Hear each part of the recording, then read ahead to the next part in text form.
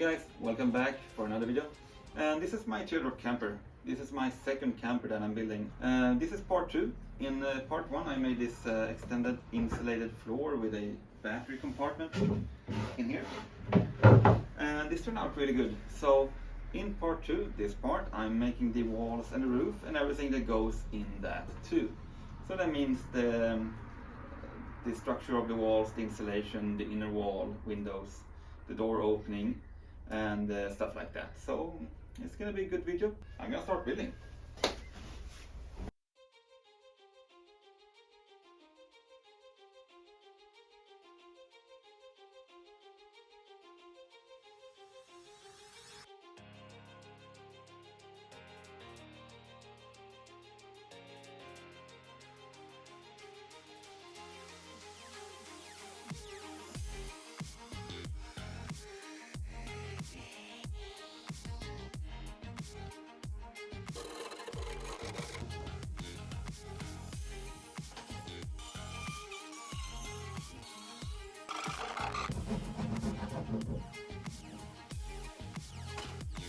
Okay, so in here is where I'm gonna keep the gas canister.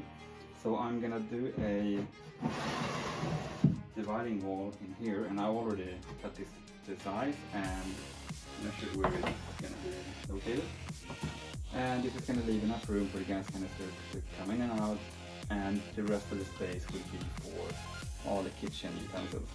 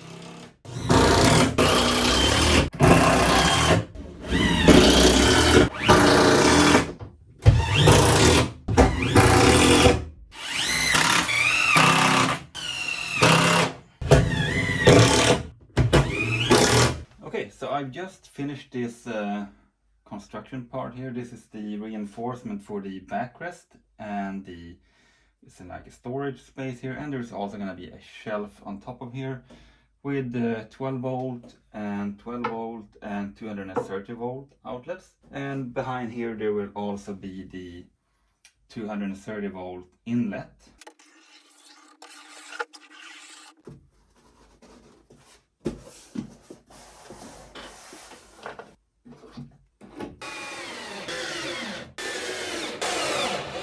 So the reason that I'm making the backrest basically like this with a 90-degree angle here and not coming straight out is because I want to maximize the floor space, and the mattress is gonna be just about this high. But the plan is that the mattress will go up here, and then from the mattress on top it will be sloping back.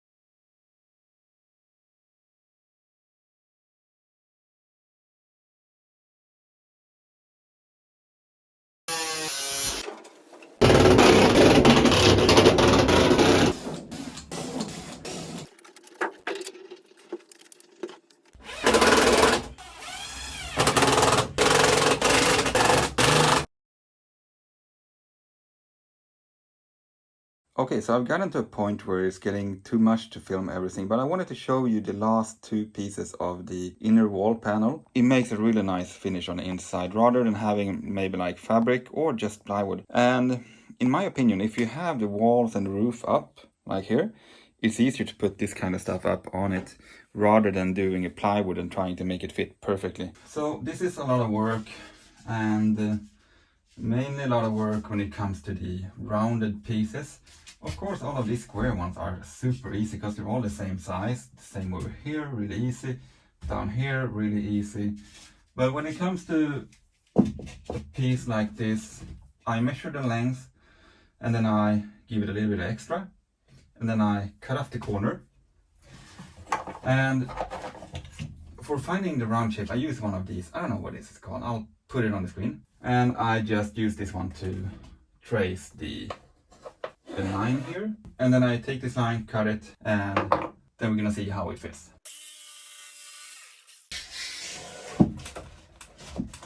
Okay, there we go. So it will fit now, and it's close enough up here.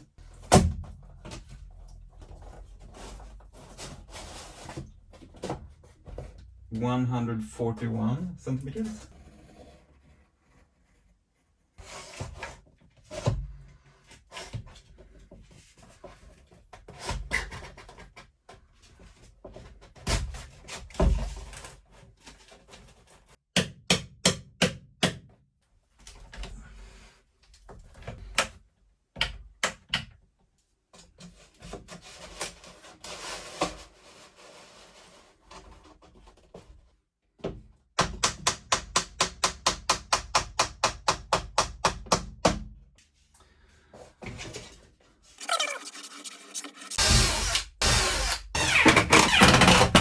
Top is to where it should fit.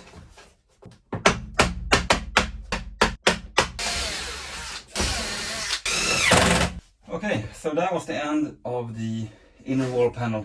This took a long time.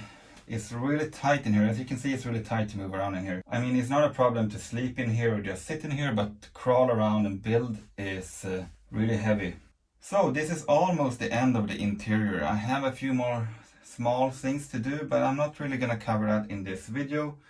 So I think this is almost where we're gonna end this video. I'm just gonna give you a small recap of the outside to what it looks like.